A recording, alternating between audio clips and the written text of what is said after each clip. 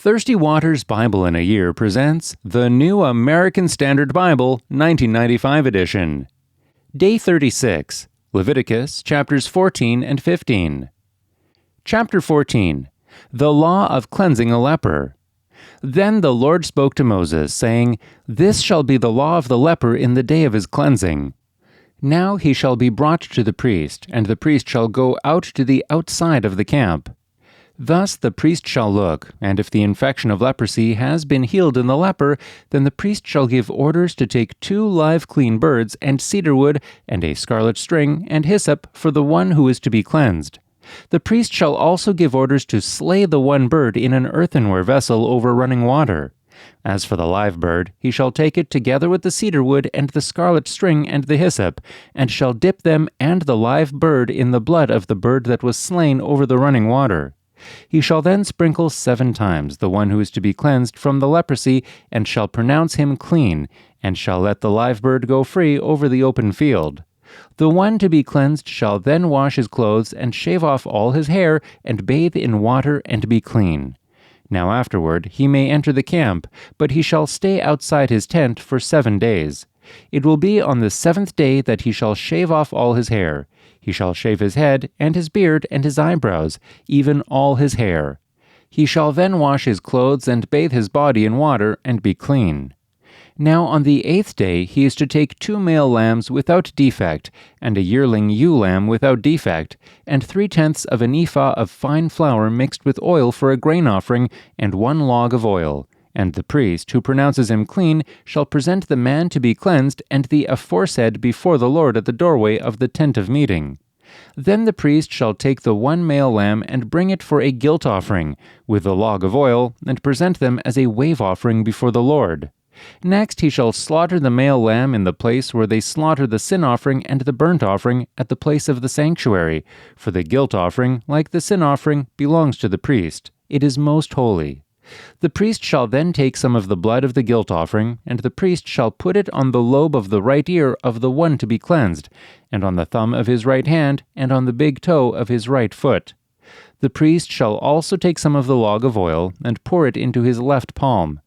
The priest shall then dip his right hand finger into the oil that is in his left palm, and with his finger sprinkle some of the oil 7 times before the Lord.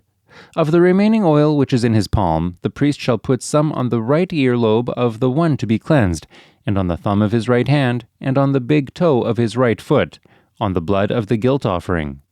While the rest of the oil that is in the priest's palm he shall put on the head of the one to be cleansed.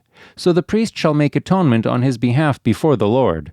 The priest shall next offer the sin offering, and make atonement for the one to be cleansed from his uncleanness. Then afterward he shall slaughter the burnt offering. The priest shall offer up the burnt offering and the grain offering on the altar. Thus the priest shall make atonement for him, and he will be clean. But if he is poor and his means are insufficient, then he is to take 1 male lamb for a guilt offering as a wave offering to make atonement for him, and 1/10 of an ephah of fine flour mixed with oil for a grain offering, and a log of oil, and 2 turtle doves or 2 young pigeons which are within his means. The one shall be a sin offering, and the other a burnt offering. Then the 8th day he shall bring them for his cleansing to the priest, at the doorway of the tent of meeting before the Lord. The priest shall take the lamb of the guilt offering and the log of oil, and the priest shall offer them for a wave offering before the Lord. Next he shall slaughter the lamb of the guilt offering, and the priest is to take some of the blood of the guilt offering and put it on the lobe of the right ear of the one to be cleansed, and on the thumb of his right hand, and on the big toe of his right foot. The priest shall also pour some of the oil into his left palm, and with his right hand finger the priest shall sprinkle some of the oil that is in his left palm 7 times before the Lord. The priest shall then put some of the oil that is in his palm on the lobe of the right ear of the one to be cleansed, and on the thumb of his right hand, and on the big toe of his right foot, on the place of the blood of the guilt offering. Moreover, the rest of the oil that is in the priest's palm he shall put on the head of the one to be cleansed, to make atonement on his behalf before the Lord. He shall then offer 1 of the turtle doves or young pigeons which are within his means. He shall offer what he can afford, the one for a sin offering and the other for a burnt offering, together with the grain offering. So the priest shall make atonement before the Lord on behalf of the one to be cleansed. This is the law for him in whom there is an infection of leprosy, whose means are limited for his cleansing. Cleansing a leprous house. The Lord further spoke to Moses and to Aaron, saying, "When you enter the land of Canaan, which I give you for a possession, and I put a mark of leprosy on a house in the land of your possession, then the one who owns the house shall come and tell the priest, saying, 'Something like a mark of leprosy has become visible to me in the house.' The priest shall then command that they empty the house before the priest goes in to look at the mark, so that everything in the house need not become unclean. And afterward the priest shall go in to look at the house. So he shall look at the mark, and if the mark on the walls of the house has greenish or reddish depressions and appears deeper than the surface, then the priest shall come out of the house, to the doorway, and quarantine the house for 7 days. The priest shall return on the 7th day and make an inspection. If the mark has indeed spread in the walls of the house, then the priest shall order them to tear out the stones with the mark in them and throw them away at an unclean place outside the city. He shall have the house scraped all around inside, and they shall dump the plaster that they scrape off at an unclean place outside the city. Then they shall take other stones and replace those stones, and he shall take other plaster and replaster the house. If, however, the mark breaks out again in the house after he has torn out the stones and scraped the house, and after it has been replastered, then the priest shall come in and make an inspection. If he sees that the mark has indeed spread in the house, it is a malignant mark in the house. It is unclean. He shall therefore tear down the house, its stones and its timbers, and all the plaster of the house, and he shall take them outside the city to an unclean place. Moreover, whoever goes into the house during the time that he has quarantined it becomes unclean until evening. Likewise, whoever lies down in the house shall wash his clothes, and whoever eats in the house shall wash his clothes. If, on the other hand, the priest comes in and makes an inspection and the mark has not indeed spread in the house after the house has been replastered, then the priest shall pronounce the house clean because the mark has not reappeared. To cleanse the house, then, he shall take 2 birds and cedar wood and a scarlet string and hyssop. And he shall slaughter the one bird in an earthenware vessel over running water. Then he shall take the cedar wood and the hyssop and the scarlet string with the live bird, and dip them in the blood of the slain bird as well as in the running water, and sprinkle the house 7 times. He shall thus cleanse the house with the blood of the bird and with the running water, along with the live bird, and with the cedar wood, and with the hyssop, and with the scarlet string. However, he shall let the live bird go free outside the city into the open field. So he shall make atonement for the house, and it will be clean.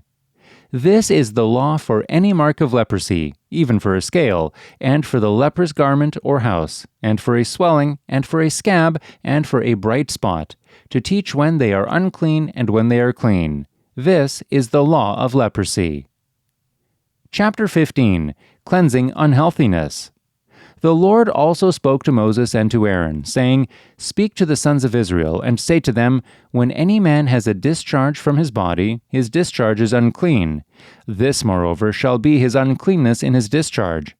It is his uncleanness whether his body allows its discharge to flow, or whether his body obstructs its discharge.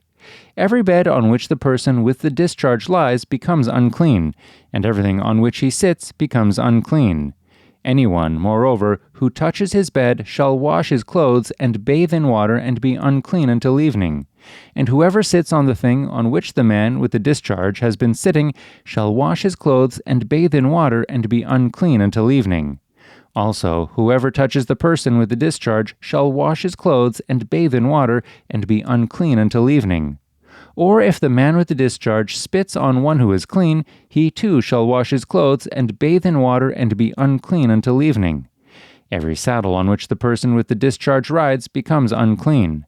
Whoever then touches any of the things which were under him shall be unclean until evening, and he who carries them shall wash his clothes and bathe in water and be unclean until evening.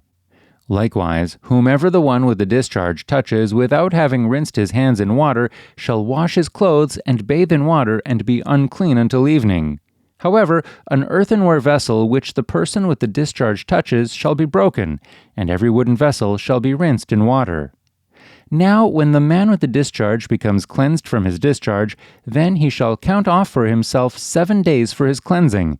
He shall then wash his clothes and bathe his body in running water, and will become clean. Then on the 8th day he shall take for himself 2 turtle doves or 2 young pigeons, and come before the Lord to the doorway of the tent of meeting, and give them to the priest. And the priest shall offer them, one for a sin offering, and the other for a burnt offering. So the priest shall make atonement on his behalf before the Lord because of his discharge. Now if a man has a seminal emission, he shall bathe all his body in water, and be unclean until evening. As for any garment or any leather on which there is seminal emission, it shall be washed with water, and be unclean until evening. If a man lies with a woman, so that there is a seminal emission, they shall both bathe in water, and be unclean until evening. When a woman has a discharge, if her discharge in her body is blood, she shall continue in her menstrual impurity for 7 days, and whoever touches her shall be unclean until evening.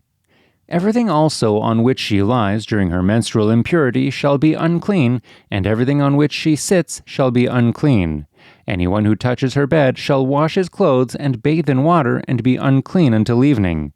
Whoever touches anything on which she sits shall wash his clothes and bathe in water, and be unclean until evening.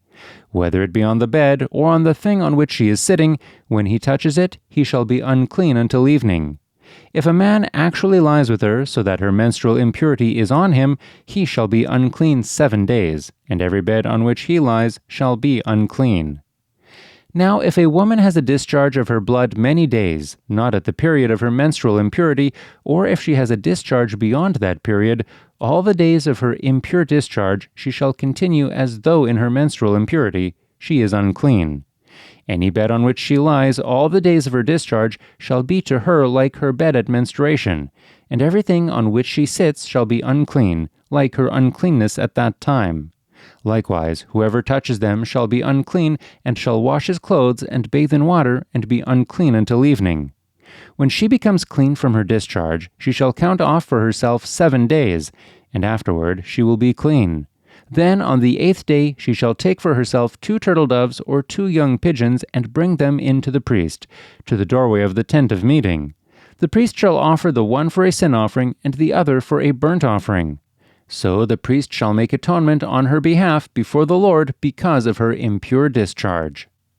Thus you shall keep the sons of Israel separated from their uncleanness, so that they will not die in their uncleanness by their defiling my tabernacle that is among them. This is the law for the one with a discharge, and for the man who has a seminal emission, so that he is unclean by it, and for the woman who is ill because of menstrual impurity, and for the one who has a discharge, whether a male or a female, or a man who lies with an unclean woman.